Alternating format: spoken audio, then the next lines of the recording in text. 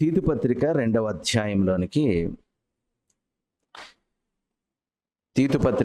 అధ్యాయంలోనికి మన బైబిల్ గ్రంథాలు తీద్దాం. తీతు పత్రిక 2వ అధ్యాయము చాలా ప్రాక్టికల్ అండ్ బ్యాలెన్స్డ్ థియాలజీ అక్కడ మనకు కనబడుతుంది. దేని విషయంలోనంటే హితబోధ విషయంలో, అంటే ఆరోగ్యకరమైనటువంటి బోధ విషయంలో, right doctrine, right teaching, right instruction విషయంలో ఒక ప్రాముఖ్యమైనటువంటి టీచింగ్ అక్కడ మనకు కనబడుతుంది. నేనేం టైటిల్ మార్చట్లేదు, సేమ్ మెసేజే మనం వెళ్తున్నాం ముందుకి. అయితే నేను ఇక్కడ నుంచి ఇంట్రడక్షన్ తీసుకొని మనం ముందుకు వెళ్ళే ప్రయత్నం చేద్దాం. తీతు పత్రిక 2వ అధ్యాయంలో మొదటి వచనం నుంచి కూడా హితబోధకు అనుకూలమైన సంగతులను నీవు బోధించుము అని ఎగ్జార్టేషన్ ఇస్తూ 11వ వచనంలోకి వచ్చేసరికి ఒక మాట అంటాడు,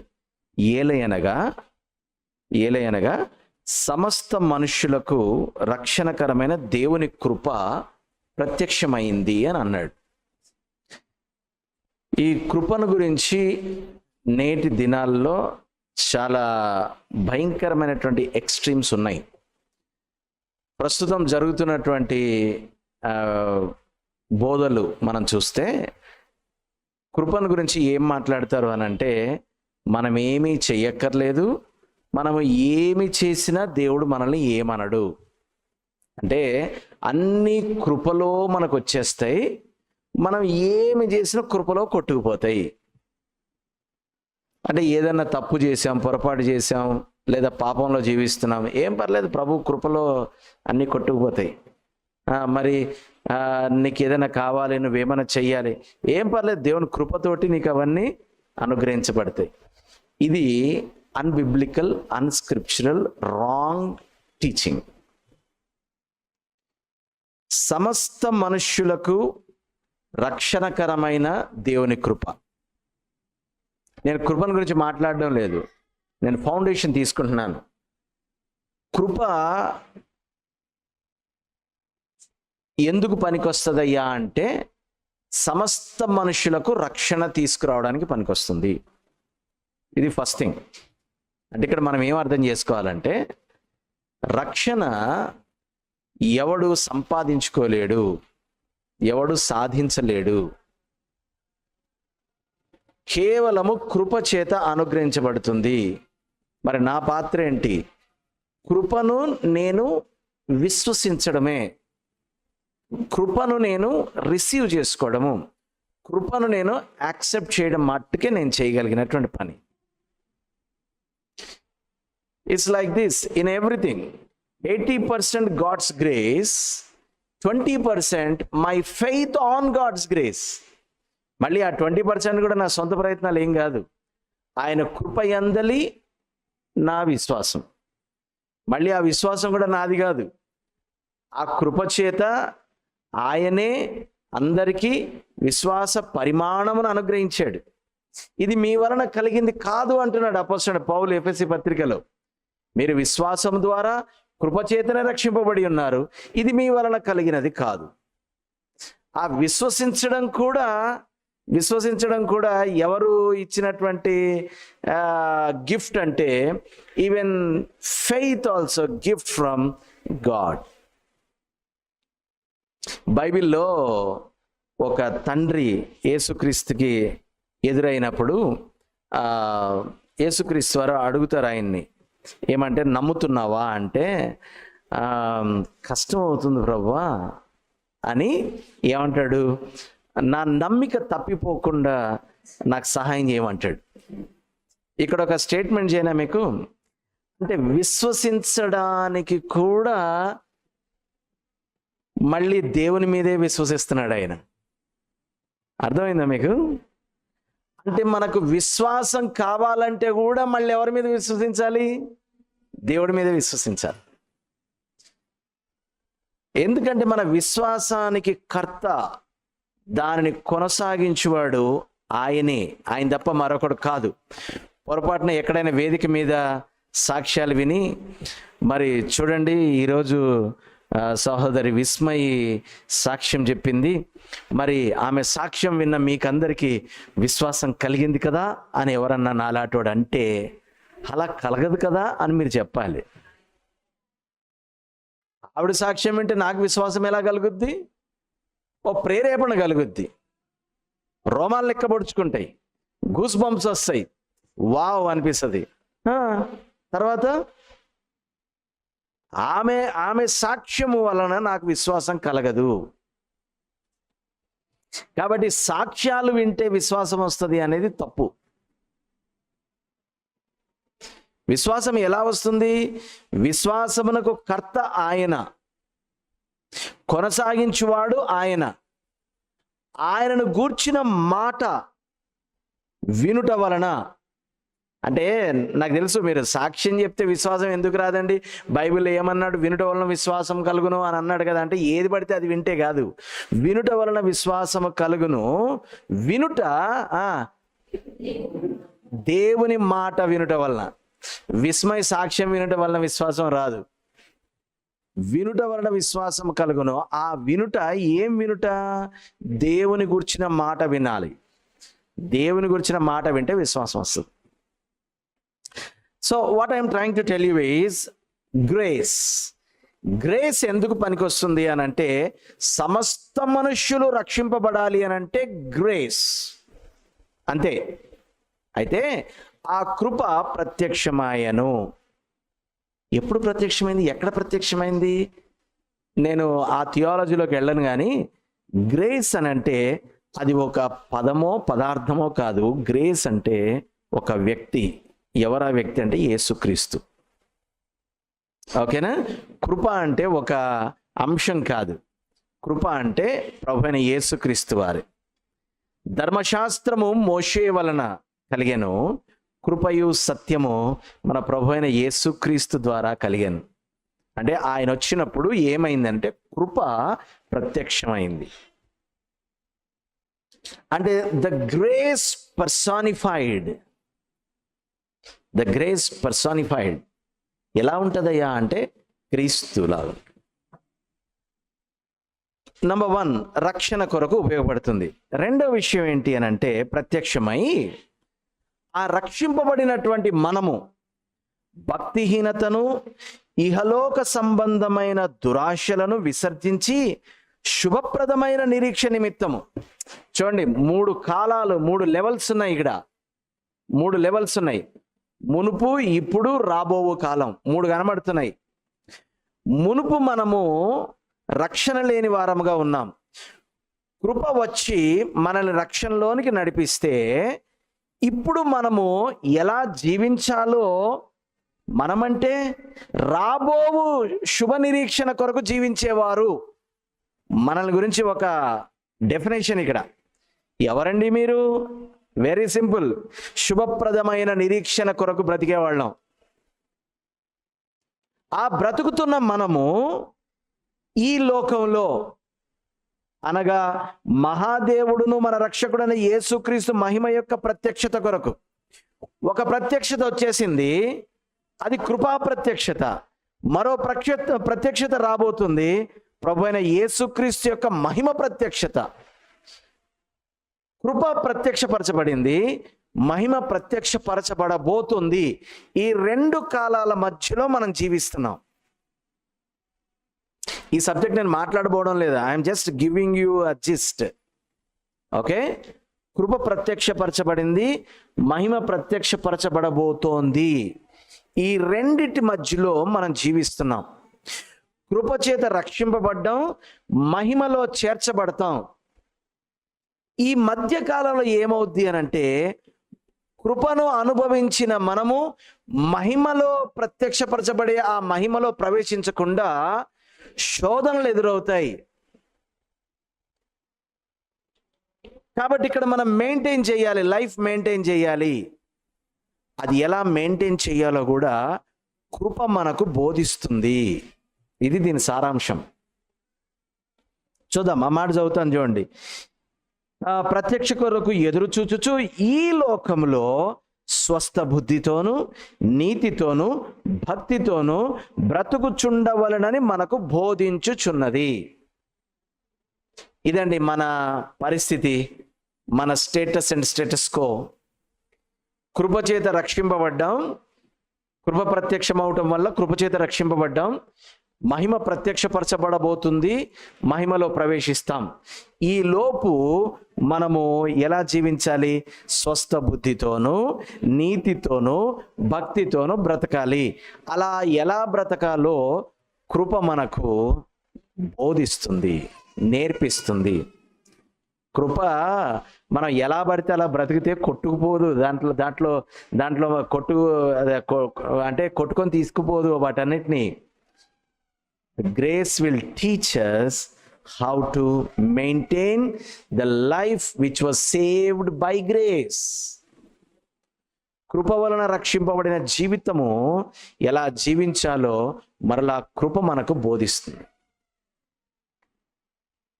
ఎంత బ్యూటిఫుల్ సెట్ కదా దేవుడు. దీన్నే ఇందాక మనం విశ్వాసం గురించి మాట్లాడుకున్నాం. మన విశ్వాసమునకు కర్తయు దాన్ని కొనసాగించువాడు కూడా ఆయనే. విశ్వాసము ద్వారా కృపచేత రక్షింపబడ్డాం. రెండు ఎలిమెంట్స్ కనబడుతున్నాయి కదా. ఈ విశ్వాసము మరియు కృప ఈ జీవితం జీవించడానికి కూడా మనకు హెల్ప్ చేస్తాయి. మళ్ళీ కృపలోను విశ్వాసముతోనూ జీవిస్తూ మహిమ ప్రత్యక్షపరచబడినప్పుడు మహిమలోనికి మనం కూడా ప్రవేశిస్తాం. I'm clear so far? ఇదంతా కూడా జస్ట్ బెడ్డింగ్ వేసాను అనమాట. ఇప్పుడు ఇలాంటి ప్రజల్ని దేవుడు అంటే కృపతో రక్షించి విశ్వాసము ద్వారా విశ్వాసం వారిలో ఆరంభం చేసి కృప ద్వారా విశ్వాసం చేత నడిపిస్తూ ఉన్నాడు. వీళ్ళు ఎవరయ్యా అనంటే మనందరికీ పేతురు పత్రికలోంచి ఒక మాట తెలుసు. చీకటిలో నుంచి ఆశ్చర్యకరమైన తన వెలుగులోనికి పిలిచిన వాని గుణాతిశయమైన ప్రచురము చేయుటకు ఏర్పరచబడినటువంటి వంశం. ఎలెక్టెడ్ పీపుల్, మనలను ఏర్పరచుకున్నాడు. ఈ మాట కోసం నేను ఇదంతా ఉపోద్ఘాతం చెప్తున్నాను.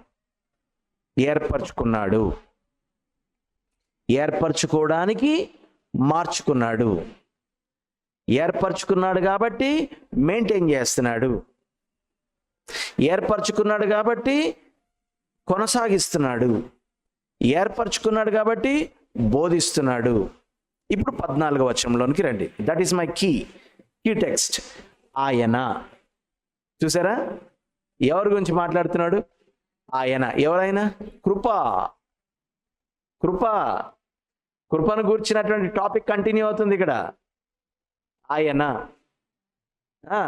ఆయన సమస్తమైన దుర్నీతి నుండి మనలను విమోచించి సత్క్రియల యందు ఆసక్తి గల ప్రజలను తన కోసరము పవిత్రపరచుకొని. ఎవరంట ఈ ప్రజలు? ఎవరంట? సత్క్రియల యందు ఎవరం మనం? I am born again, I am believer, I am delivered, I am righteous, I am redeemed. కరెక్టే, అవన్నీ స్టేటస్లు, అవన్నీ కూడా జరిగినటువంటి సంఘటనలు.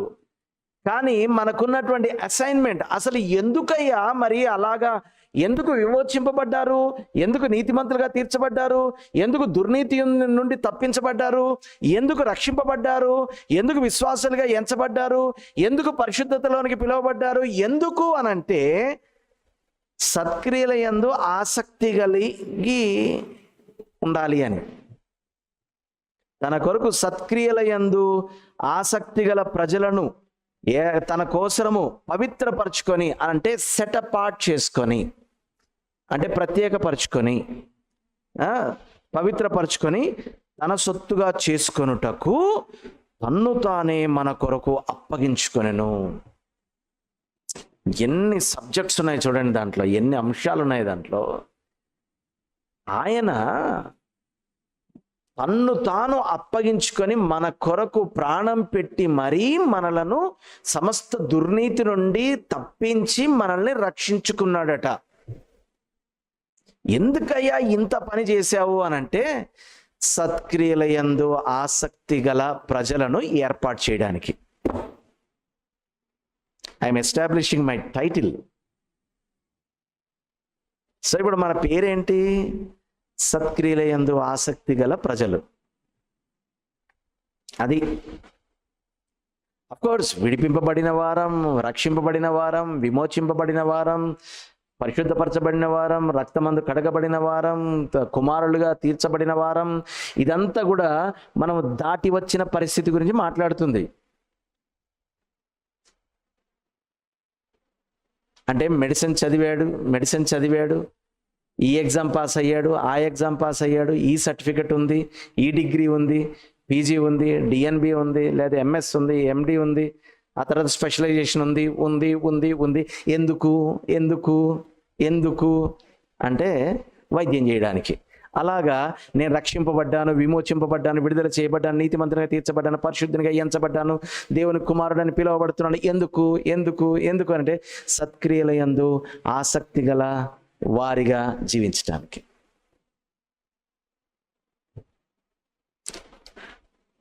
ఎఫెసీ పత్రిక 2వ అధ్యాయం 10వ వచనం. ఎఫెసీ పత్రిక 2వ అధ్యాయం 10వ వచనం. ఆన్లైన్లో ఉన్న వాళ్ళకి ఎవరికి స్క్రిప్చర్ వినబట్టలేదు కాబట్టి నేనే చదువుతున్నాను. ఓకే.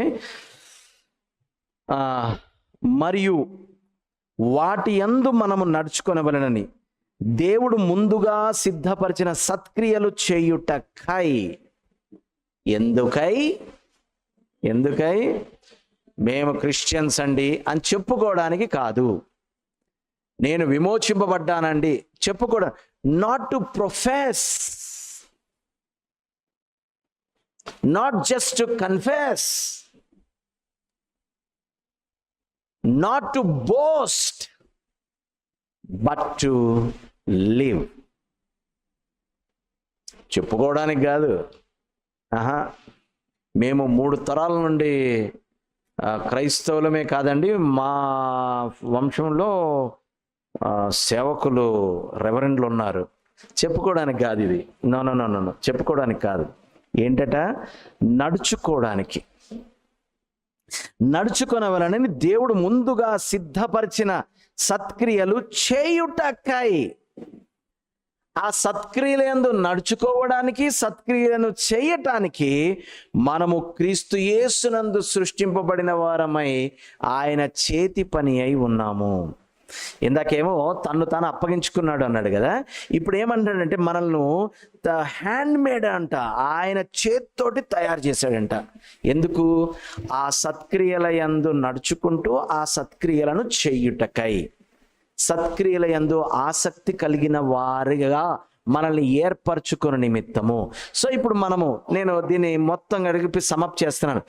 సత్క్రియల యందు నడుచుకొనుచు వాటిని చేయుచు వాటి యందు ఆసక్తి కలిగినటువంటి జనాంగముగా దేవుడు మనల్ని ఏర్పరచుకోవడానికి ఆయన తన్ను తాను అప్పగించుకొని ప్రాణాన్ని పెట్టి తన చేతి పనిగా మనల్ని తయారు చేసి ఉన్నాడు. ఇది మన గురించినటువంటి definition. Why am I here in this world? To do good. Simple. ఇప్పుడు దాకా చెప్పినటువంటి ఆ పెద్ద డెఫినేషన్ని సింపుల్గా చెప్తున్నా. To do good. చెప్తారా మీ పక్క వాళ్ళకి? Why are you here? To become a doctor, to become a lawyer. ఏ పని అయితే ఏమంది, బాగా సంపాదించి బాగా సంపాదించొద్దు అని నేను చెప్పట్లా. సంపాదించొద్దు అంటే సోమర్లాగా కాళ్ళు చాపుకొని పల్లీలు బఠానీలు చిప్స్ తినుకుంటే టీవీ చూస్తా కూర్చుంటారు. సంపాదించొద్దని చెప్పట్లా. సంపాదించాలి. ఎందుకంటే మనం ఉన్నదే పని చేయడానికి భూమి మీద. సంపాదించొద్దని నేను చదవట్లేదు. ఆ సంపాదించడానికి కావలసినటువంటి విద్య నేర్చుకోవాలి. విద్య అనగానే మనందరికి ఒకటే. 5వ తరగతి, 10వ తరగతి, 12వ తరగతి, 15వ తరగతి, 18వ తరగతి. విద్య అంటే అది కాదు. విద్య అంటే ఏదైనా పని చేయడానికి కావలసినటువంటి నైపుణ్యాన్ని విద్య అంటారు. అంతే. నేను ఇంత బోర్వ చదివాను నేను అంటే అది అవసరంలా. పనికి రాని విద్య అవసరం లేదు. విద్య అంటే ఏంటంటే నువ్వు బేసికల్గా పుట్టినప్పుడే పనోడివి. పనోడిని పనిమంతునిగా చేయడానికి కావలసినటువంటి నైపుణ్యాన్ని విద్య అంటాం. అంతే. నువ్వు పనోడివి, పని యందు నైపుణ్యత నేర్చుకోవడానికి నువ్వు విద్య నేర్చుకున్నావు. ఆ పని యందు నిపుణత గల వారిని చూచితివా, అది దేవుడు కోరేది. పనిలో ఏం కోరుతున్నాడు దేవుడు? నైపుణ్యాన్ని కోరుతున్నాడు. పని రావట్లేదు ఈ మధ్య జనాలకి, పని రావట్లేదు. మీరు బయట వెళ్ళి చూడండి, పని రావట్లేదు తెలుసా, పని రావట్లేదు. ఏమొస్తున్నాయి? ఏం లేదు, అందరు ఏలు ముద్రలు మాయమవుతున్నాయి అంతే తప్ప పని రావట్లేదు. అంటే ఏంటో అర్థమైన వాళ్ళు ధన్యులు. వేలి ముద్ర లేదా ఎందుకు మాయమవుతున్నాయి తెలుసా మీకు? ఆధార్ కార్డుకి తంబేస్తుంటే పట్టలేదు అడిగి. ఎందుకు? ఎంతసేపు అని అని అని అని అని అని ఏలు ముద్రలు మాయమైపోతుంది. రాత్రి పడుకోని కూడా ఇంతే కదా, ఈ వెళ్తాడు. పొద్దున లేవగా ఒరే బాత్రూంలో ఎంతసేపు ఏం చేస్తున్నాడు అంటే గబగబా ఫోన్ జేబులో వేసుకుని వస్తున్నాడు బయటికి. ఎందుకు? బాత్రూంలో కూడా బాత్రూంలోకి వెళ్ళి చెయ్యాల్సిన పని చెయ్యాలి. బాత్రూంలో కూడా కూర్చొని వెళ్ళి చెయ్యాల్సిన పని మర్చిపోతాడు.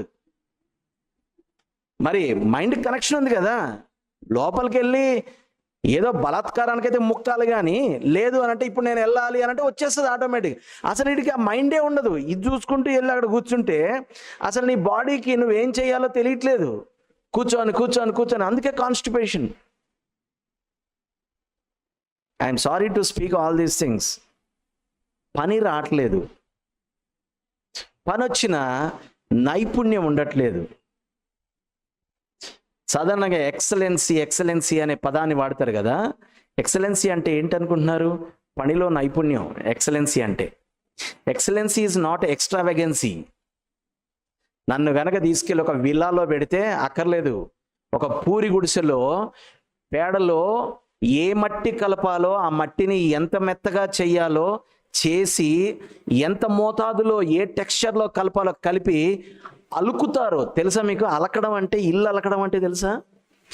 ఆ ముసలమ్మ ఇల్లు అలికి ముగ్గేస్తే అసలు ఆ ఇల్లు ఎంత నీట్గా ఉంటుందంటే అదిగో దాన్ని ఏమంటారు తెలుసా? ఎక్సలెన్సీ అంటారు, నాట్ ఎక్స్ట్రావెగెన్సీ. ఇప్పుడు ఇక్కడ మంచి విట్రిఫైడ్ టైల్స్ వేసి గోడలకి మంచి వేలెన్స్ వేసి మంచి కర్టెన్స్ వేసి ఇలా వేసి అలా అవన్నీ అక్కర్లా. ఏ పని చేస్తున్నామో ఆ పనిలో నైపుణ్యాన్ని చూపించడాన్ని ఎక్సలెన్సీ అంటారు. ఈ రోజుల్లో ఏం కొరవడుతుందంటే ఆ ఎక్సలెన్సీ కొరవడుతుంది. అరే ఒక ఎన్వలప్ కవర్ తీసి అడ్రస్ రాయమంటే ఏ సైడ్ రాయాలి, ఎటు ఫోల్డ్ ఉన్న వైపు రాయాలి, టు అడ్రస్ ఎక్కడ రాయాలి, ఫ్రమ్ అడ్రస్ ఎక్కడ రాయాలి, స్టాంప్ ఎక్కడ పెట్టాలో కూడా తెలియదు తెలుసా ఈ రోజుల్లో పిల్లలకి? ఎక్కడ పడితే అక్కడ రాస్తాడు అడ్రస్ రాయమంటే. ఏ మూల పడితే ఆ మూల, ఇక్కడ నుంచి అక్కడికి, అక్కడ ఎక్కడ పడితే అక్కడ రాస్తాడు. రాశానా లేదా, పోయిందా లేదా అంటున్నారనమాట. పని లేదు, పనిలో నైపుణ్యం లేదు. ఎక్సలెన్సీయా? అసలు మీరు దాన్ని మర్చిపోండి అంతే. మా కాలంలో అయితే అసలు ఆ వచ్చిన ఉత్తరం, ఆ రాసిన ఆ పత్రం, ఆ అడ్రస్ రాసిన విధానం చూసి పెద్దనాన్నగారి దగ్గర నుంచిరా గుర్తుపట్టేసేవాళ్ళం అనమాట. అంటే ముత్యాల్లాగా అలా దిద్దినట్టు రాసి మన ఊరిని కింద అండర్లైన్ చేసి పిన్ కోడ్నేమో డబ్బాలో వేసి ఇంత పద్ధతిగా రాశాడంటే పెద్దనాన్నగారే. వావ్! ఇప్పుడు అట్లా ఏం లేదు. పని అయిందా లేదా, అరే పని అయిందా లేదా కాదు, పనిలో నిపుణత, excellency in the work is very important. Hey, all these are Bible. నేను మోటివేషనల్ క్లాసులు చెప్పట్లేదు మీకు. నో.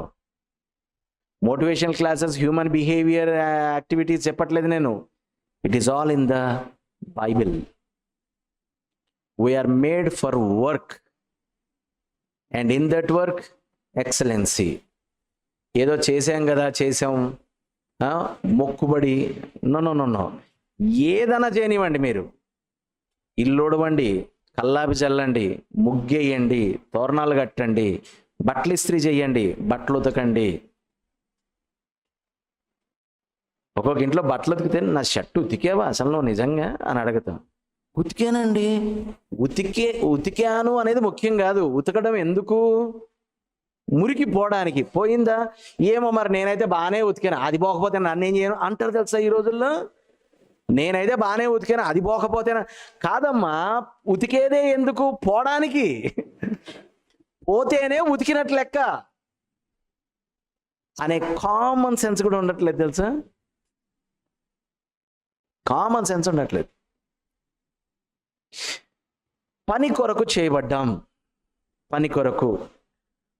పని కొరకే మనము తిరిగి సృష్టింపబడ్డాం, అంటే మరల జన్మించాం.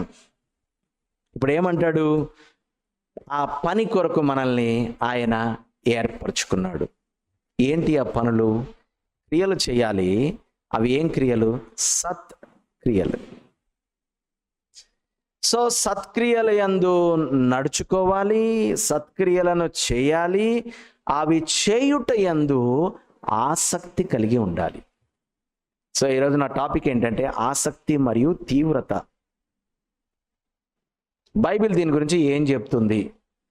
చాలా స్ట్రైట్గా క్విక్గా మనం నేర్చుకోవడానికి మనం ప్రయత్నం చేద్దాం. బైబిల్ ఏం నేర్పుతుంది అనేది. యోహాను సువార్త 2వ అధ్యాయంలో ఒక సంఘటన ఉంది. నేను చెప్పేస్తానులేండి ఆ సంఘటన, మీరు అక్కడికి వెళ్ళకండి. యేసుక్రీస్తు వారు భూమి మీద ఉన్నప్పుడు ఆయన దేవాలయాన్ని శుద్ధీకరణ చేసినటువంటి సంఘటనలు 2 సార్లు కనబడతాయి మనకి బైబిల్లో. ఇది మొదటిసారి జరిగినటువంటి సంఘటన. అంటే ఆయన యొక్క పరిచర్య ఆరంభంలో ఒకసారి దేవాలయాన్ని శుద్ధి చేశాడు. పరిచర్య ముగింపులో, ఇక సిలువ మీద చనిపోతాను అనడానికి ముందు రోజుల్లో కూడా ఆయన దేవాలయాన్ని శుద్ధి చేశాడు. ఈ పరిచర్య ఆరంభంలో ఆయన దేవాలయాన్ని శుద్ధి చేసినటువంటి సందర్భం ఎలా ఉందయ్యా? ఆ సందర్భం అంటే అక్కడ తాళ్ళు తీసుకొని కొరడాల్లాగా పేని, అసలు మీరు ఆ సీన్ అంతా ఒకసారి ఊహించుకోండి. ఆ మార్కెట్లో ఆ దేవాలయం దగ్గరకు వచ్చి సరసర తాళ్ళు లాగి వాటిని కొరడాల్లాగా పేని తన్నేస్తున్నాడు, గుద్దేస్తున్నాడు, తోసేస్తున్నాడు, ఇసిరేస్తున్నాడు, కొరడాలతో కొడుతున్నాడు, ఎలానెక్కడి నుంచి అంటున్నాడు. బహుశా శిష్యులు ఏమనుకోండి, ఏమండి పాస్టర్ గారికి మరీ ఇంత కోపం ఉండకూడదండి, చెప్పాలండి, మాటలో చెప్పాల. ప్రైజ్ లార్డ్ బ్రదర్, ఇక్కడ నుంచి పావురాలు తీసేయండి అని చెప్పాలి. అంతేగాని ఏంటండి ఆ కోపం ఏంటండి అనుకోలేదు వాళ్ళు. వాళ్ళకి అర్థమైంది అది కోపం కాదు, తీవ్రత అని అర్థమైంది. కోపానికి తీవ్రతకి తేడా ఉంటుంది. రే సాయంకాలం అనగా వచ్చే కాలేజ్ నుంచి కాళ్ళు గడగలేదు, మొహం గడగలేదు, స్నానం చేయలేదు, ఏం లేదు, ఫోన్ పట్టుకొని వచ్చినావు ఏదో లెగాగని వచ్చాయనంటే ఆడంతేరా కోపిష్టోడు, పోన్లే నాన్న స్నానం చేసుకొని వచ్చి నేను భోజనం వడ్డిస్తాను. రాంగ్ పిక్చర్ పెయింట్ చేయకండి.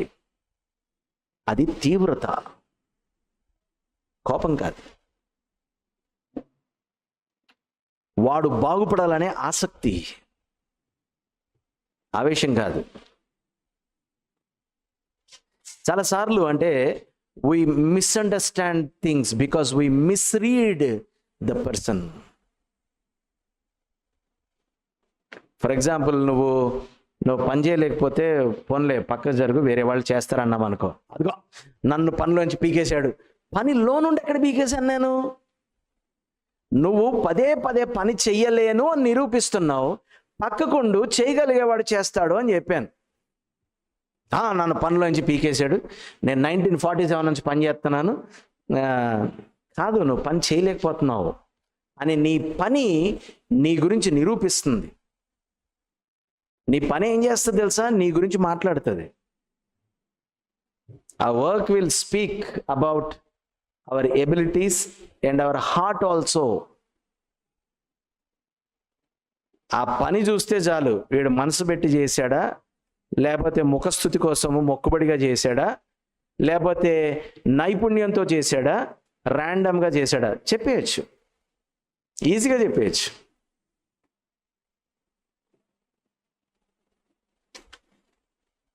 ఆయనను చూసి వాళ్ళు అంటున్నారనమాట. అప్పుడు 16వ వచనం, 16వ వచనంలో, పావురములు అమ్మువారితో వీటిని ఇక్కడ నుంచి తీసుకొని పండి, నా తండ్రి ఇల్లు వ్యాపారటిల్లుగా చేయకూడని చెప్పాను. ఆయన శిష్యులు, నీ ఇంటిని గూర్చిన ఆసక్తి నన్ను భక్షించునని వ్రాయబడి ఉన్నట్టు. 69వ కీర్తన 9వ వచనంలో ఆ మాట ఉంటుంది.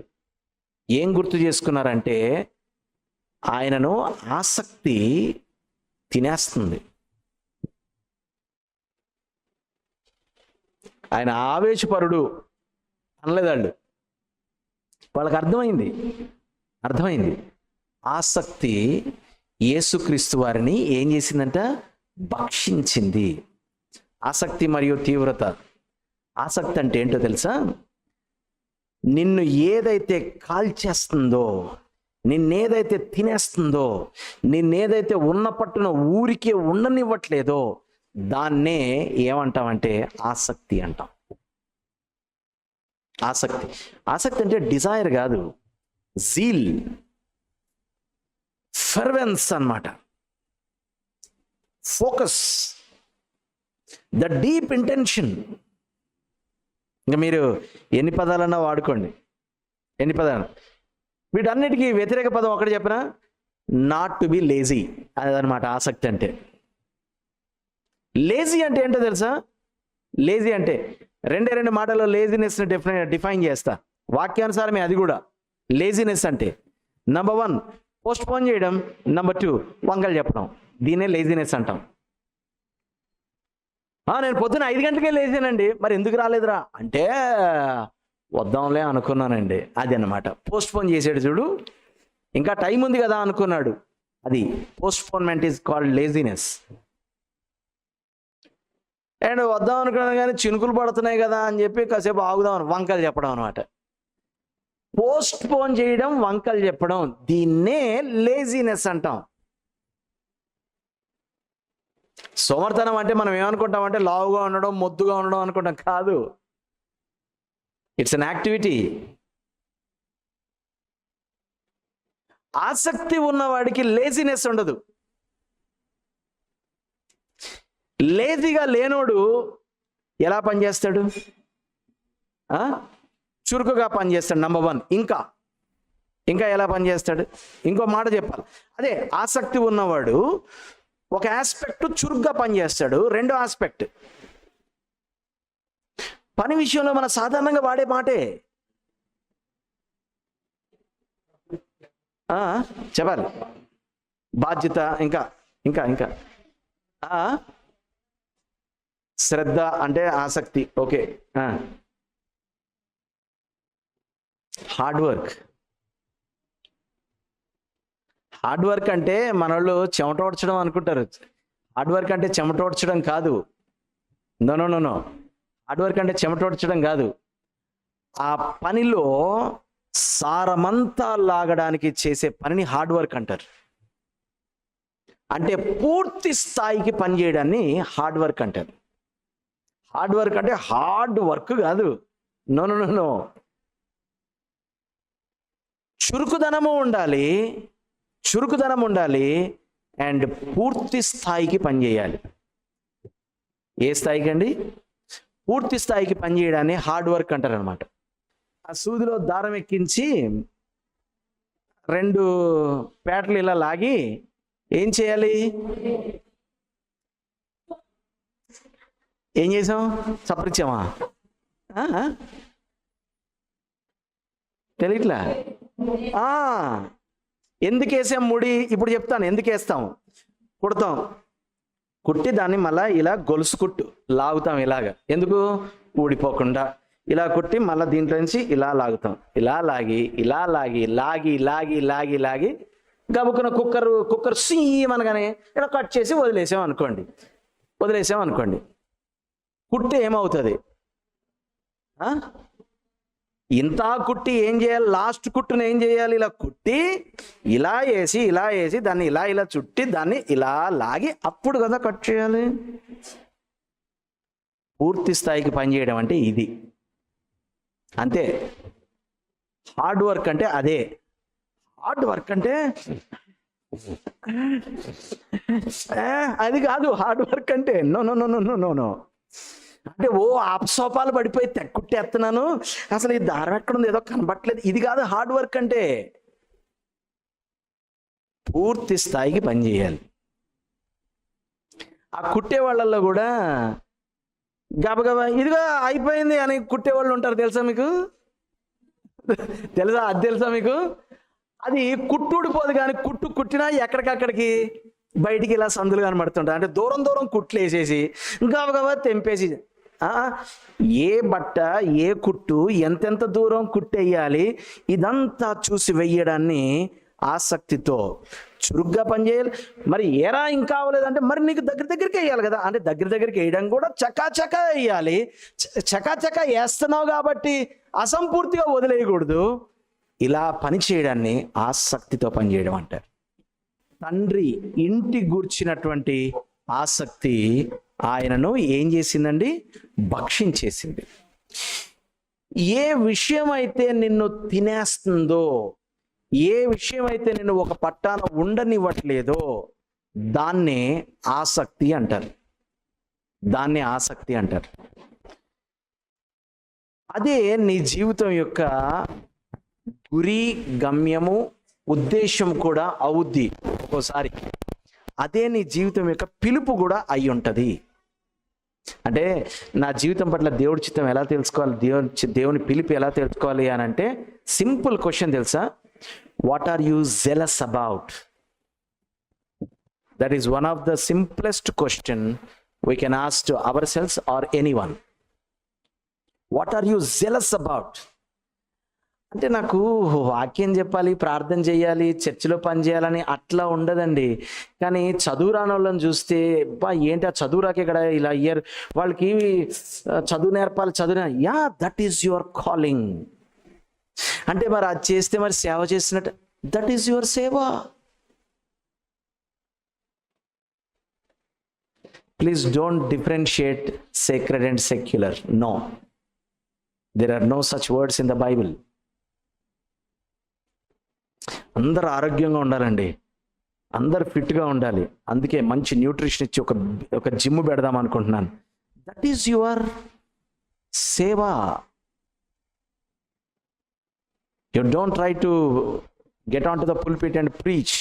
No need.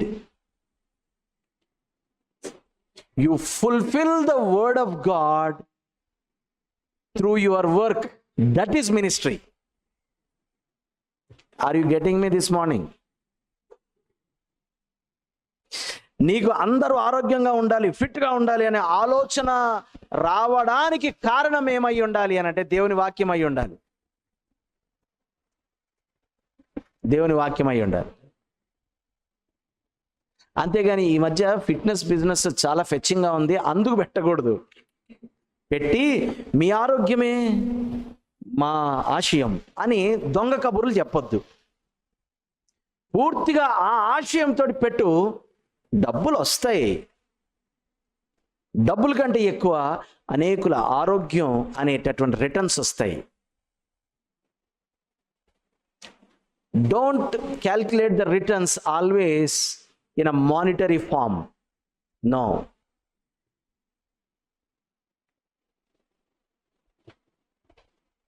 పనివారం మనం ఆ పని శ్రద్ధతోటి, ఆసక్తితోటి చేయాలి, ఎక్సలెన్సీగా చేయాలి. ఆ పనిలో నైపుణ్యం ఉండాలి. పనివానికి జీతం ఉంటుంది డెఫినెట్గా. You will have returns what ever you do. అయితే సమస్య ఏంటంటే ఈ రిటర్న్స్ 60 అంతలు, 30 అంతలు, 100 అంతలు ఉంటాయి. వాని పని అగ్ని చేత నిరూపించబడుతుంది. అంటే టెస్ట్, ప్రతి పనికి ఏముంటుంది? టెస్ట్ ఉంటుంది. పనిని గురించి కొన్ని సామాన్యమైన విషయాలు చెప్తున్నాను. మనము పనోళ్ళం, పనిమంతులం అవ్వాలి, పనిలో నైపుణ్యం ఉండాలి, ఆసక్తి కలిగి పని చేయాలి. అంటే చురుకుదనము, హార్డ్ వర్క్ అన్నమాట. ఆ పనివానికి జీతం ఉంటుంది.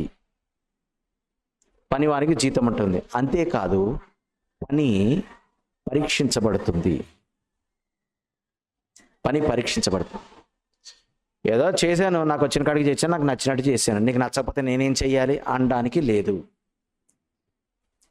పరీక్షకు నిలిచే పని మనం చెయ్యాలి. దాన్ని ఆసక్తితో పనిచేయడం అంటారు. అంటే ఇవన్నీ గుర్తుపెట్టుకొని పని చెయ్యాలి. యేసుక్రీస్తు వారు చేస్తున్నటువంటి పని గురించి శిష్యులు మాట్లాడారు. తన తండ్రిని, ఇంటిని గూర్చిన ఆసక్తి ఆయనను భక్షించుచున్నది. So he came on his father's mission. అది ఆయన్ని తినేస్తుంది. ఈ రోజున ఏదైతే నువ్వు చేస్తున్నావో అది నువ్వు కాదు, నిన్ను ఏదైతే తినేస్తుందో, అంటే తినేయడం అంటే అది చేయకపోతే నువ్వు ఉండలేవో, నయాన భయాన అంటారు చూసారా, హుక్ ఆర్ క్రుక్, ఏదో రకంగా అది చేసి తీరాల్సిందే అంటావు చూడు, అదే నీ పని. అదే నీ పని. చాలాసార్లు మనం మాట్లాడుతుందండి, ఏదో బతుకు తెరువు కోసం ఈ పని చేస్తున్నాను కానండి, ఇది చేయకుండా నేను ఉండలేనండి అంటాను చూసారా, అదిగో అది నీ యాక్చువల్ పని. ఆ పని చెయ్యడానికి కావలసినటువంటి వనరులు సమకూర్చుకోవడానికి ఈ పని నువ్వు చేస్తున్నావు. దాన్ని మీరు డిఫరెన్షియేట్ చేయకండి. ఈ పని నెరవేర్చడానికి కావలసిన వనరులు సంపాదించుకోవడానికి ఈ పని చేస్తున్నావు. నా పని ఏంటో నాకు తెలుసు, నా పని ఇది. ఓ దగ్గరికి వెళ్ళాడు అపోస్తలుడైన పౌలు, స్వార్థ చెప్పాలనుకున్నాడు, జేబులో డబ్బులు లేవు, డేరాలు కొడుతున్నాడు. పని కొరకు పని, డేరాలు కొట్టడం అంటే అర్థమైందా? డేరాలు కొట్టడం ఆయన పిలుపు కాదు. ఈ పని నెరవేర్చడం కోసం ఈ పని చేసి, ఈ పని ద్వారా వచ్చిన వనరులను ఈ పనిని నెరవేర్చడానికి వాడుతున్నాడు. ఆయన పని ఏంటంటే ఇది. క్రియలు. ఇప్పుడు సత్క్రియల దగ్గర తీసుకొస్తున్నాను మిమ్మల్ని. సత్క్రియలు అనంటే రైట్ వర్క్స్ అనమాట, రైచియస్ వర్క్స్ అనమాట. రైచియస్ వర్క్స్ అంటే నీతి కార్యాలు. అంటే డెఫినేషన్స్ ఇవ్వడానికి ఒక లిస్ట్ తయారు చేయడానికి ప్రయత్నం చేయకండి. ఆయనతో జత పనివారముగా చేసే పనే రైచియస్ వర్క్. ఆయనతో కరెక్ట్గా అలైన్మెంట్ అయ్యి, ఆయనకు పూర్తిగా ఈల్డ్ అయ్యి, యూనో, అంటే ఆయనకు పూర్తిగా లొంగిపోయి, ఆయనకు పూర్తిగా లోబడిపోయి, ఆయనతో కరెక్ట్గా అలైన్ అయ్యి నువ్వు చేసే పనిని రైచియస్ వర్క్ అంటారు. దాన్ని తెలుగులో సత్క్రియ.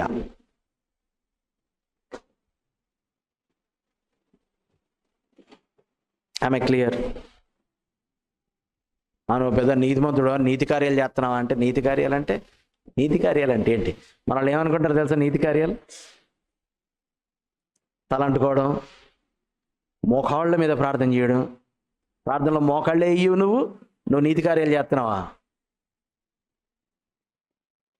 ఒక ఇంటికి విజిటింగ్కి వెళ్తే ఆవిడ చెప్తుంది, ప్రార్థన చేస్తుంటే మీద తుండేసుకోడండి. ప్రభు ఎలా వింటాడండి ప్రార్థన? అంటే ఆవిడ దృష్టిలో చొక్కా వేసుకోవడం, భుజం మీద తుండేసుకోవడం నీతి కార్యం.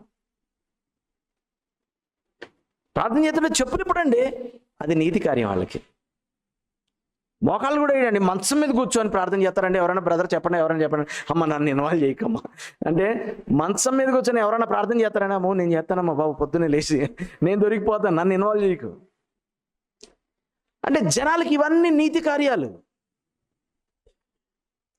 ట్యూబ్లైట్ వెలగ్గానే లెంపలేసుకొని ఏలు కొరుక్కోవడం, లోపల ఉన్న తాలిబొట్టు తీసుకొని కళ్ళకద్దుకొని ముద్దు పెట్టుకోవడం, ఇవన్నీ నీతి కార్యాలు. చర్చికి రాగానే చెప్పులు ఇప్పేసి ముసుగేసేసుకోవడం, ఇవన్నీ నీతి కార్యాలు. మొదటి ఆదివారం తెల్ల బట్టలు వేసుకోవడం, ఇవన్నీ నీతి కార్యాలు. శుక్రవారం ఉపవాసం ఉండడం నీతి కార్యాలు. లెంట్ డేస్లో చారు తప్ప ఇంకేది తినకపోవడం నీతి కార్యాలు. క్రిస్మస్ సీజన్లో మా అపార్ట్మెంట్లో ఉన్న వాళ్ళందరూ కేక్ పంచడం నీతి కార్యాలు. గులాబీ పువ్వులు చేసి అందరికీ గులాబీ పువ్వులు, జంతికలు, చల్లగుత్తులు అన్నీ చేసి అందరికీ టిఫిన్లు పంపడం నీతి కార్యాలు. అవన్నీ నీకు ఇష్టం, అలాగా వాటన్నిటి వల్ల నీకు కొంచెం మంచి పేరు వస్తుంది. అన్యజనులు మీ సత్క్రియలను చూచి. See, we are called to work. ఏం works? Good works. Good works అంటే రైచియస్ వర్క్స్, సత్క్రియలు. ఆ పని మాట్లాడుతుందంట. మీ పని చూసి పరలోకమందర మీ తండ్రి గుర్తొస్తాడంట చూసేవాళ్ళకి. అర్థమవుతుందా? సత్క్రియ అంటే అరే ఇది వీడి పని కాదు, వీడు వాళ్ళ తండ్రితో రైట్లీ అలైన్ అయినటువంటి పనిది. అంటే నీ పని చూడగానే నువ్వు ఎవరితో కనెక్ట్ అయి పనిచేస్తున్నావో, ఎవరి కోసం పనిచేస్తున్నావో, ఎవరి వలె పనిచేస్తున్నావో, ఎవరిని రిప్రజెంట్ చేసి పనిచేస్తున్నావో, ఎవరిని రెప్లికేట్ చేస్తున్నావో చూసే వాళ్ళకి అర్థమైపోద్ది అన్నమాట.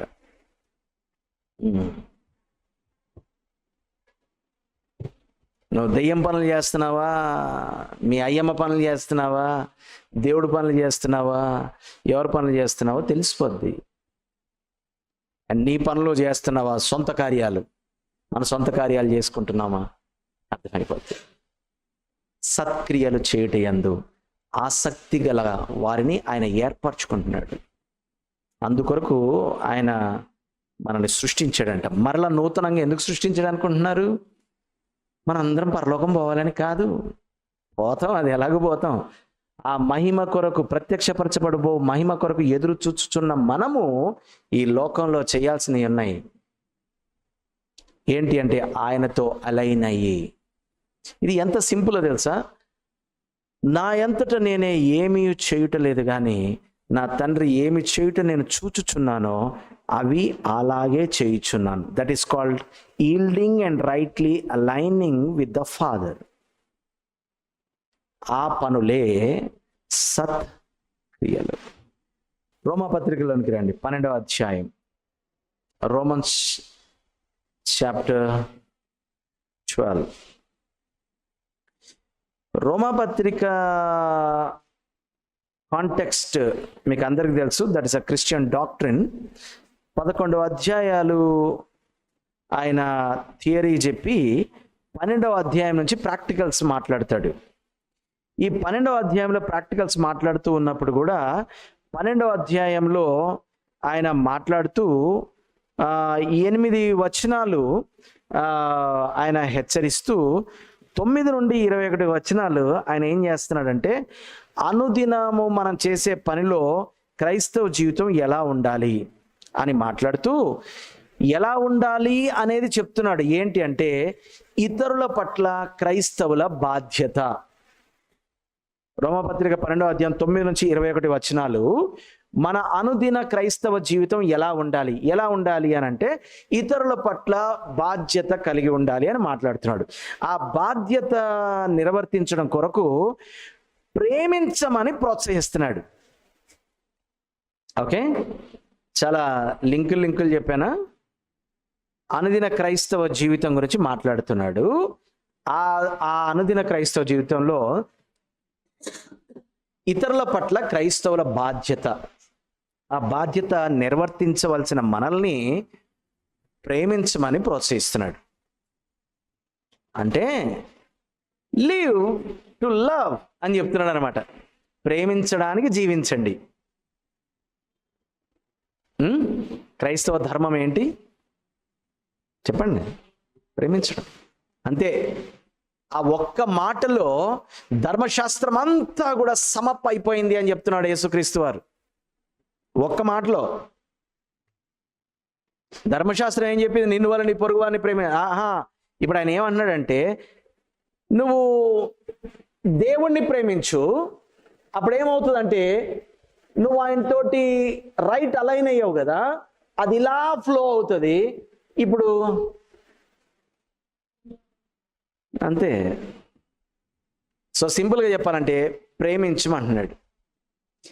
నువ్వు ప్రేమించలేకపోతున్నావు అని అంటే కనెక్షన్ లేదని అర్థం. ఫ్యాన్ తిరగట్లేదంటే కనెక్షన్ పెట్టలేదని అర్థం. నువ్వు ప్రేమిస్తున్నావు అంటే కనెక్ట్ అయి ఉన్నాడు అని అర్థం. అంతే. This is as simple as that. So 9వ వచనంలో మాట్లాడుతున్నాడు. ఏమని మాట్లాడుతున్నాడు చూడండి. సహోదర ప్రేమ విషయంలో ఒకని యందు ఒకడు అనురాగము గలవారై ఘనత విషయంలో ఒకరినొకడు గొప్పగా ఎంచుకొనుడి. ఏం మాట్లాడుతున్నాడు? సహోదర ప్రేమ. లాస్ట్ 3 వీక్స్ మనము సబ్మిషన్ గురించి మాట్లాడుకున్నాం. ఏ విషయంలో? మీరు ఒకడి మీద ఒకటి నిందలేయకండి, నిందలేయకుండా వాడిని ప్రేమించి ఉండండి. అలా ఉండాలి అనంటే మీరు దేవునికి లోబడి ఉండండి. మిమ్మల్ని సహోదరుని ద్వేషించమని ప్రేరేపిస్తున్న అపవాదిని ఎదిరించండి. ఆ ఎదిరించాలంటే మీరు లోబడి ఉండండి. Still we are in the same topic, సహోదర ప్రేమలోనే ఉన్నాం. సో సహోదర ప్రేమ విషయంలో ఒకని యందు ఒకడు అనురాగము గలవారై ఘనత విషయంలో ఒకరినొకడు గొప్పగా ఎంచుకొనుడి అని మాట్లాడుతూ 11వ వచనంలోకి రండి. ఆసక్తి విషయంలో మాంద్యులు కాక ఆత్మయందు తీవ్రత గలవారై ప్రభువుని సేవించుడి. ఆగండి. ప్రభువుని సేవించుడి అనే మాట ఉంది కదా, సర్వ్ ద లార్డ్ అనేటటువంటి ఆ మాట ఏం సేవ గురించి మాట్లాడుతున్నాడు ఇక్కడ? అక్కడ 9వ వచనానికి 10వ వచనానికి లింక్ ఉంది. 9వ వచనంలో ఏం చెప్తున్నాడు? మీకు పని చెప్తాను. ఏంటి అని అంటే, సహోదర ప్రేమ యందు అంటే ఆ పనిలో మీరు ఉండండి, ఆ సత్క్రియ చేయండి. ఇప్పుడు ఇది మీకు అప్పగింపబడినటువంటి దేవుని యొక్క పని కాబట్టి ఇదే ప్రభు యొక్క సేవ. ఈ సేవ అంటే ఏంటా సేవ? ఇతరుల పట్ల బాధ్యత కలిగి ఇతరుల పట్ల ప్రేమను కనబరుచుట అను ఈ ప్రభు సేవ ఆసక్తి యందు మాంద్యులు కాక ఆత్మయందు తీవ్రత గలవారై చేయండి. అంటే మీ యొక్క ఆత్మలో దేవుడు ఇచ్చినటువంటి ప్రేరేపణ ఎంత మాత్రం తగ్గకుండా ఆ ప్రేరేపణ వలన పురికొల్పబడినటువంటి మీరు పని చేసేటప్పుడు మందగించకుండా ఆ పనిని చెయ్యండి. ప్రభువు సేవ అంటున్నాడు. దాన్ని ఏంటంటే ప్రభు సేవ అంటే మీకు సంగతి తెలుసా? Shocking news. ప్రభువుకి మనం ఏం చేయలేము. ఆరాధిద్దామా? ఆయన అంటాడు, 24 గంటలు కెరూపులు సెరూపులు మహాదూతలు ప్రధాన దూతలు నన్ను నిత్యం ఆరాధిస్తూనే ఉన్నారు, నీ ఆరాధన నాకు అక్కర్లేదు. దేవునికి కావాల్సింది ఆరాధన కాదు, ఆరాధికుడు. There is a hairline difference. మనం ఇక్కడ నిలబడి 3 పాటలు పాడినా 5 పాటలు పాడినా ఆరాధన నీకే, ఆరాధన నీకే, ఆరాధన. ఒరే ఇది అదెందుకురా, నాకు నువ్వు కావాలి, ఆరాధికుడు కావాలి. నువ్వు నిలబడి ఒక పాట పాడుతున్నప్పుడు, ఆయనను ఆరాధిస్తున్నప్పుడు, ఏదైనా చేస్తున్నప్పుడు, God will not look at your worship, God will look at the worshipper. నిన్ను చూస్తాడు ఇట్లా, వావ్ వీడు నాకు ఎంత కనెక్ట్ అవుతున్నాడు చూడు, అనేకుల్ని ఎంతగా కనెక్ట్ చేస్తున్నాడు చూడు. ఇట్టి వారి కొరకు ఆయన వెతుకుతున్నాడంట. యోహాను సువార్త 4వ అధ్యాయంలో సమరయ స్త్రీతో యేసుక్రీస్తు వారు మాట్లాడినటువంటి మాట, అట్టి వారు కావాలనని తండ్రి వెతుకుతున్నాడు. ఎందుకు? వివేకము కలిగి తన్ను వెతుకువారు ఎవరైనా కలరేమో అని యెహోవా దృష్టి భూమి అందంతటా సంచరించి వారిని ఆయత్తపరచడానికి, బలపరచడానికి. When you become a worshipper, God will look at you and He will strengthen you. అంటే ఎవడైనా నన్ను నిండు హృదయంతో ఆరాధించేవాడుంటే వాణ్ణి ఆయత్తపరచాలని దేవుడు వెయిట్ చేస్తున్నాడంట. నువ్వు ఆరాధికుడుగా ఉండడం మానేసి ఆరాధన చేస్తున్నావు నువ్వు. ఇలాంటి విషయాలనే పాత నిబంధనలు ఏమన్నాడు? వద్దురా బాబు వద్దు, మీ బలులు నాకు వెక్కసమైపోయినాయి, మీరేసే పొగలు ధూపాలు కొవ్వులు అవన్నీ నాకు వద్దు. మరి ఏం కావాలండి? మరి అవే కావాలని చెప్పారుగా అంటే అవి కాదురా బాబు, వాటిని తేవడము ద్వారా, వాటిని తెస్తున్నటువంటి నువ్వు వాటి ద్వారా కనబడాలని నేను అనుకుంటున్నాను. Are you getting me please? నువ్వు తెచ్చే అర్పణ నీ గురించి మాట్లాడుతుందని నేను ఆశపడుతున్నాను. నువ్వేం చేస్తున్నావు? అర్పణ కావాలంట కదా ఇవ్వబట్టే అంటావు. అంటే నువ్వేంటో నాకు తెలిసిపోతుంది కదా. తెలుస్తుందా? తెలియట్లేదా? అంటే వీడికి ఇంత నిర్లక్ష్యం అనమాట. అసలు నాకు వీడికి పెట్టడం ఇష్టం లేదనమాట. తిను పొద్దున నుంచి బిర్యానీ పడ అని పెట్టామనుకోండి, ఎలా ఉంటుంది? అంటే నీకు వండాలని లేదనమాట, నాకు పెట్టాలని లేదనమాట. బిర్యానీ బాగుంది కానీ నువ్వు బాలేవు.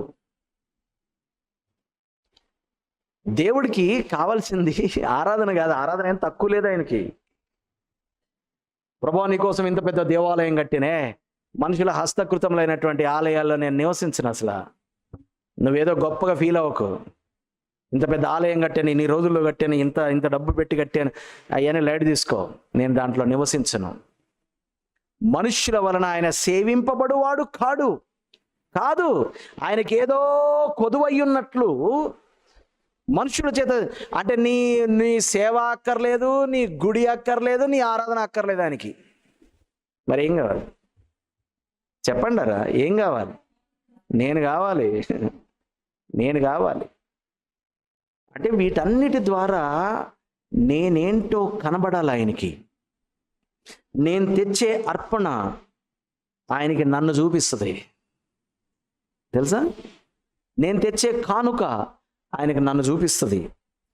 నేను ఆదివారం ఆరాధనకి రావడాన్ని నేనేంటో ఆయనకు చూపిస్తుంది. నేను నిలబడి చేసే ప్రసంగం నేనేంటో ఆయనకు చూపిస్తుంది. ఇక్కడ నేను నిలబడి ప్రసంగం చేసిన తర్వాత ఆయన నా గురించి లెక్కలు వేసుకుంటాడు. పర్లేదురా, బాగానే టైంపాస్ చేసావు, ఇంకొక ఆదివారం గడిపేసావు అంటాడా? దాసుడా, బాధ్యతతో నువ్వు బోధించావు, నీ బోధ వలన నీ మట్టుకు నిన్నును నీ బోధ విని వారిని రక్షించుకోవడానికి ప్రయత్నం చేసావు అంటాడా? లేకపోతే దుర్బోధకుడా, నీ మట్టుకు నిన్నును నీ బోధ విని వారందరినీ కూడా నాశనం చేసావు కదరా అంటాడా? ఆయన చూసుకుంటాడు. You understand? నువ్వు పాడే పాట, నువ్వు ఆడే ఆట, నువ్వు మాట్లాడే మాట, నువ్వు చేసే ప్రతి పనిలో దేవుడు పనిని కాదు, పదార్థాన్ని కాదు, నిన్ను చూస్తాడు.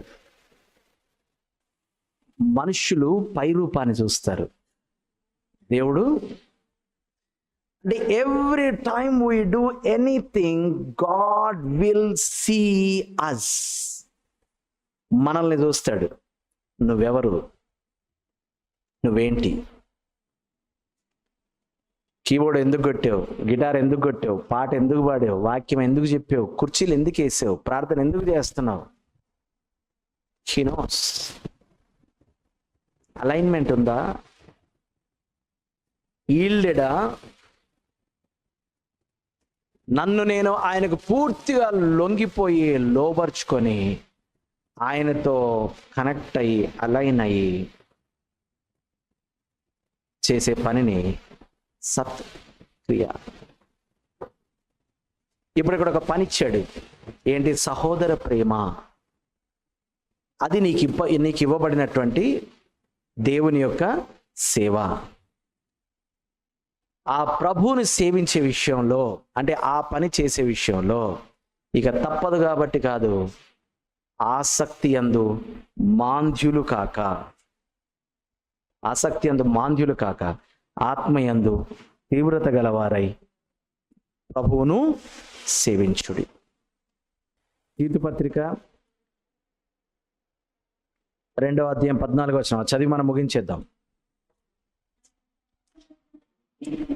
సమస్తమైన దుర్నీతి నుండి మనలను విమోచించి సత్క్రియల యందు ఆసక్తి గల ప్రజలను తన కోసము పవిత్రపరచుకొని తన సొత్తుగా చేసుకొనుటకు తన్ను తానే మన కొరకు అర్పించుకొనెను అని ఈ విషయాలన్నీ రాసి అపోస్తలుడైన పౌలు తీతుకు ఏమంటున్నాడంటే, వీటిని గూర్చి బోధించుచు, హెచ్చరించుచు, సంపూర్ణ అధికారంతో దుర్బోధన ఖండించుచు ఉండుము. ఏంటంట? వీటిని గూర్చి బోధించుచూ ఉండమని, సంఘానికి బోధించమని సంఘ స్థాపకుడైనటువంటి పౌలు సంఘ కాపరి అయిన తీతుకు ఇచ్చినటువంటి హెచ్చరిక. ఆసక్తి, తీవ్రతతో ప్రభువును సేవించడం. ఈరోజు మనం నేర్చుకున్నటువంటి సేవ ఏంటి అని అంటే, సహోదర ప్రేమ యందు అనురాగము గలవారయ్యుండుట. ఇది మనకిచ్చినటువంటి పని. సంఘానికి ఇవ్వబడినటువంటి పనుల గురించి మాట్లాడుతున్నాను. మీ పిలుపులు, మీ ఉద్దేశాలు, మీ ప్రణాళికలు, మీ యొక్క వ్యక్తిగతమైనటువంటి ఆసక్తి ఏంటో నాకు తెలియదు. సంఘములో గనక నువ్వు ఉంటే దేవుడు నీకు నాకు ఇస్తున్నటువంటి ఒక ప్రధానమైన పని ఏంటంటే సహోదర ప్రేమ. ఆ ప్రేమ యందు అనురాగం కలిగి ఉండాలి. ఇది సేవ. ఇది సేవ. పేతురు గారు వచ్చారు ఒకరోజు. యేసుక్రీస్తు సార్ అంటున్నారు, మనందరికి తెలిసిందే, పేతురు నన్ను ప్రేమిస్తున్నావా అంటే, యా వై నాట్, పోయి నా మందను వాళ్ళు గొడవ వదిలేండి, వాళ్ళు గొడవ ఎందుకు కానీ చెప్పండి మన సంగతి ఏంటో చెప్పండి. మళ్ళీ అడుగుతున్నాను, అర్థం కాలేదు నీకు ఇందాక, పేతురు నన్ను ప్రేమిస్తున్నావు అంటే, యా ఇందాకే చెప్పానుగా, మరి వెళ్ళు, ఇంకా ఇక్కడ నిలబడ్డావేంటి, ఆగు, మరి నీకు అంబికా దర్బార్పతి పెట్టొద్దా, ఇది అక్కర్లేదు, వెళ్ళి అక్కడికి వెళ్ళు. నాకు సేవ చేయడం అంటే అర్థం ఏంటో తెలుసా, అల్పులైన ఈ నా సహోదరులు, అది అక్కడ చేస్తే ఇక్కడ చేసినట్టు లెక్క. ఇక్కడ నాకు చేయడానికి నాకేం అవసరం లేదు, మనుషుల చేత సేవింపబడు వాడను కాను, నాకేమీ కొదువు లేదు, నాకు ఆకలేదు, నాకు దాహం లేదు, నాకు ఆరాధన అక్కర్లేదు, నువ్వు నాకు గుడి కడతావా అది అక్కర్లేదు, మరి నీ సేవ అంటే ఏంటి, అదిగో అదే. మళ్ళీ మీరు అక్కడ పట్టుకెళ్ళకండి, ఏడి మానవ సేవయే అని అక్కడ పట్టుకెళ్ళకండి, అది ఇది ఒకటి కాదు. ఐ విల్ ఎక్స్ప్లెయిన్, అది ఇది ఒకటి కాదు. దేవుని దగ్గరకు వచ్చిన ప్రతిసారి దేవా నిన్ను సేవిస్తానంటే సేవ అంటే ఏంటి, ఆయన పోలికలు ఆయన స్వరూపంలో సృష్టించబడి ఆయన ప్రాణం పెట్టి కొనుక్కున్నటువంటి ప్రజలను ఆయనకు ఈల్డై, ఆయనతో రైట్లీ అలైన్ అయి, ఆయన చెప్పినటువంటి దానిని వారి కొరకు ఆయన చేసినట్టుగా చేయడమే సేవ. ఒక కలెక్టర్గా చేయొచ్చా పని, చేయొచ్చు. ఒక ఎంఆర్ఓగా చేయొచ్చా పని, చేయొచ్చు. ఒక వ్యాపారస్తుడిగా చేయొచ్చా పని, చేయొచ్చు. ఒక ఉద్యోగస్తుడిగా చేయొచ్చా, చేయొచ్చు. In any capacity you can do the ministry. అందుకే మినిస్ట్రీకి డెఫినేషన్ చెప్తున్నాను నేను. సేవ చేయడం అంటే దేవుని సన్నిధిలో పొద్దున్నే లేపడం, మధ్యాహ్నం అన్నం పెట్టడం, రాత్రి పడుకోబెట్టేసి తాళాలు వేసేసి కాళ్ళు చేతులు కనుక్కొని ఇంటికి వెళ్ళిపోవడం. ఇది కాదు దేవుని సేవించడం అంటే.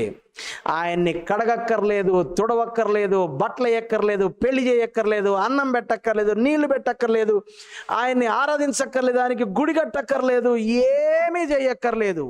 మరి ఏం చెయ్యాలి? పీడింపబడుతున్నటువంటి, అనగదొక్కబడుతున్నటువంటి, హింసకు గురవుతున్నటువంటి, అజ్ఞానంలో ఉన్నటువంటి ప్రజలకు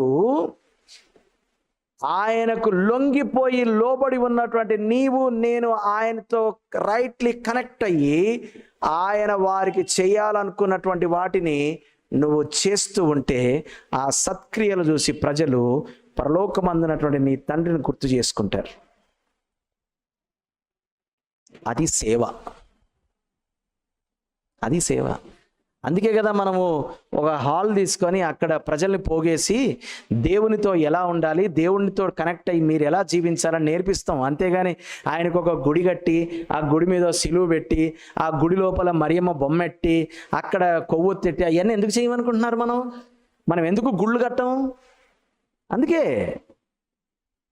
ఎందుకంటే అక్కడ ఆయన ఉండడు. ఎక్కడుంటాడు ఆయన? మన మధ్యలో ఉంటాడు, మనలో ఉంటాడు. ఇంకా ఎక్కడ ఉంటాడు ఆయన? 2-3 నా నామమున ఎక్కడ ఏకీభవించారో అక్కడ వారి మధ్య నేను ఉంటాను. He always loves to live among the people, in the people. ఆ గుళ్ళో జాగ్రత్తగా ఉండే, ఎవరన్నా బంగారం కిరీటాలు అవన్నీ దొబ్బెత్తా ఉంటే చూస్తా ఉండే, నేను రేపు పొద్దున వస్తాను మళ్ళీ అని తాళాలు వేసుకొని వెళ్తే ఆయన అక్కడ ఉండేవాడు కాదు. ఆయన ఆయన అక్కడ ఉండేవాడు కాదు, ఇక్కడ ఉంటాడు ఆయన. అది అక్కడ ఉంటాడు ఆయన. సో ఒక మనిషిని చూడగానే నన్ను రక్షించి నన్ను విమోచించిన, సమస్త దుర్నీతి నుండి నన్ను విమోచించినటువంటి ప్రభువైన యేసుక్రీస్తు యొక్క పోలిక స్వరూపం ఇక్కడ కనబడుతుంది. కానీ ఈ వ్యక్తి ఆయనను కనెక్ట్ అవ్వలేదు. ఈ వ్యక్తి కోసం ఆయన ప్రాణం పెట్టాడు.